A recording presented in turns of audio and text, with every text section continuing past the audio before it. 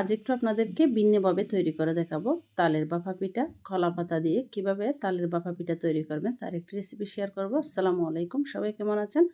এখানে আমি নিয়ে নিয়েছি 2 কাপ পরিমাণ চালের গুঁড়া, দিয়ে দিব 1 কাপ পরিমাণ ময়দা।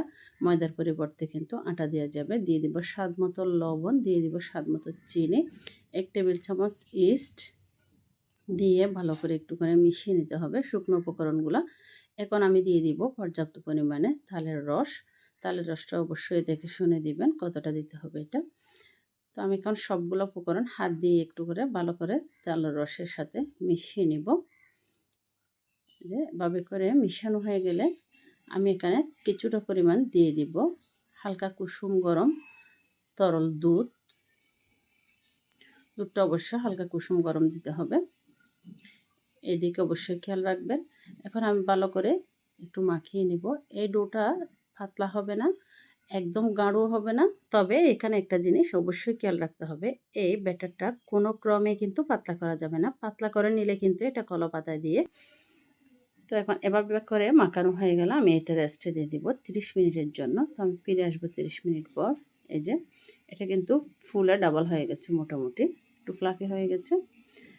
এখন ভালো করে একটু চামচ দিয়ে মিশিয়ে নিব। মিশানো হয়ে গেলে এখানে দিয়ে দিব আমি নারিকেল। নারিকেলটা আমি একটু কিউব করে কেটেছি, আপনারা চাইলে কোরানো নারিকেলও দিতে পারেন।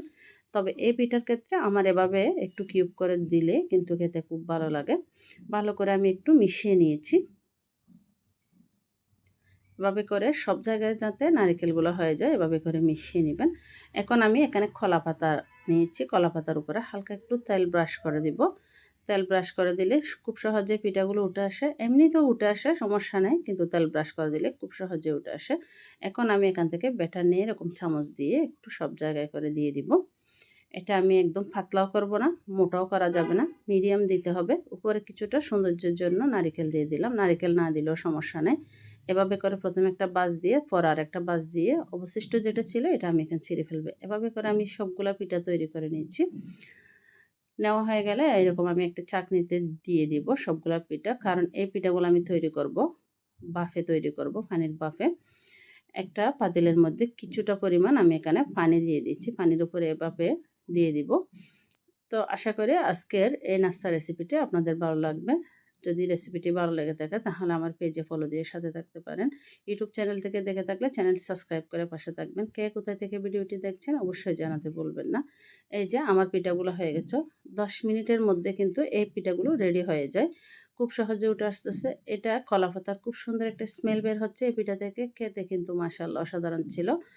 একদম খুব সহজ পদ্ধতিতে কিন্তু এই কলা পাতার ভাপা পিঠা কিন্তু তৈরি করা যায়। আপনারাও চাইলে বাসায় একবার তৈরি করে দেখতে পারেন। আশা করি ভালো লাগবে। আজকে এই পর্যন্ত। আল্লাহ হাফেজ।